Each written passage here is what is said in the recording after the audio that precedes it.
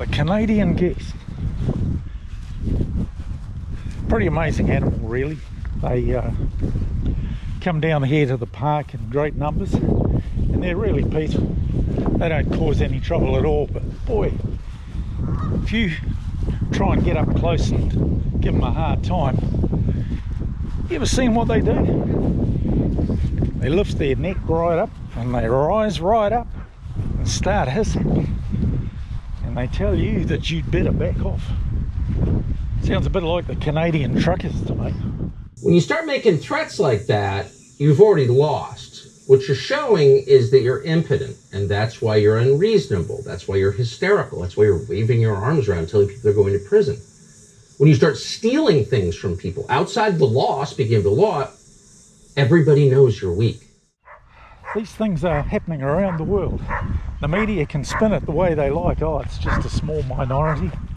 They're horrible people, you know, misogynists, racists, all that sort of thing. The people that I know of that are down there, just ordinary Kiwis. They've just had enough of the whole carry on. They're just sick to death of being herded around. Probably these Canadian geese are a bit sick of me coming down here as well, but I just love them. I think they're great. Hey guys, so when you see a Canadian geese flock, think of those truckers up in Ontario and Saskatchewan and all around Canada. Good on you, Canada. We know of you as a peaceful country, and it takes a bit to get a Canadian or a Kiwi stirred up. You push them hard enough. We all know about the Maori Battalion and the wars. Didn't have to be Maori to be a fierce fighter. And I'm not advocating violence. In fact, I'm advocating peace.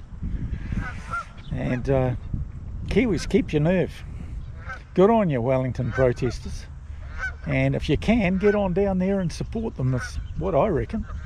You're not breaking the law, are you? You better not, because they'll only have an excuse to print more lies. And hey, that's another thing. I thought Jacinda was all for the minorities, you know, this minority, that minority.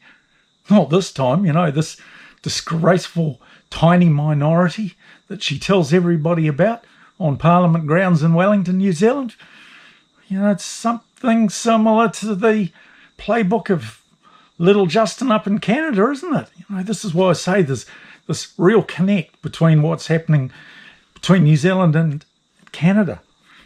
It's not the only examples, but it's the closest example. New Zealand and Canada, really, really similar in what's happening right now.